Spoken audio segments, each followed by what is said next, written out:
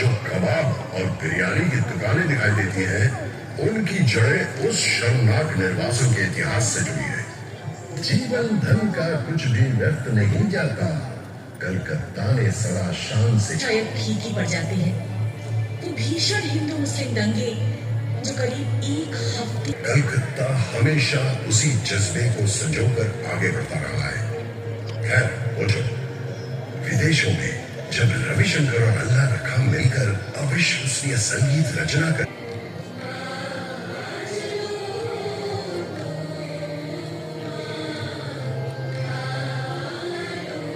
बिल्कुल मेरे दोस्त, सही कहा तुमने। और ही में उनकी घड़ियां 10 मिनट पीछे चली गई थी। कुछ भी नहीं बदला है और तुम भी उनके ही जैसे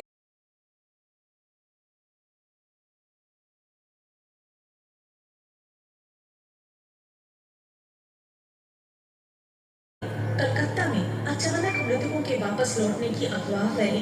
किसी ने कहा इस साल जितने लोगों की मौत हुई है वे सभी लोग काली पूजा की रात को लौट आएंगे।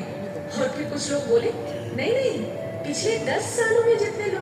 ये सब भी तो यहीं पर हुआ था ना।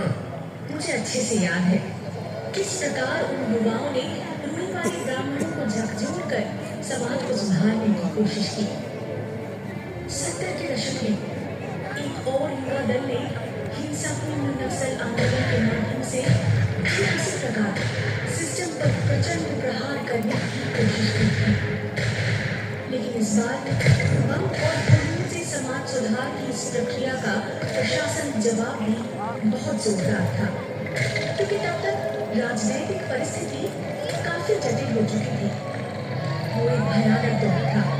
रात भर बम के विस्फोटों और पुलिस जीपों की गड़गड़ाहट सुनाई देती थी और सुबह होते ही नजर आती थी गंगा के तट पर बहते हुए न जाने कितने प्रतिभाशाली युवकों की लाशें।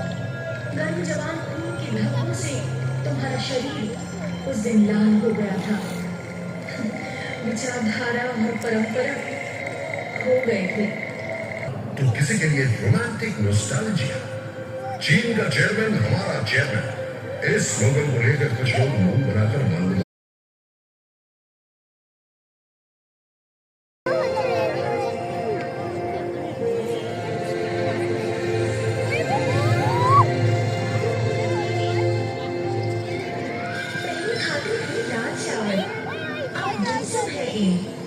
हाथी की होती थी शानदार सवारी, अब फ्लाईओवर की है बारी। कुछ बदलता हुआ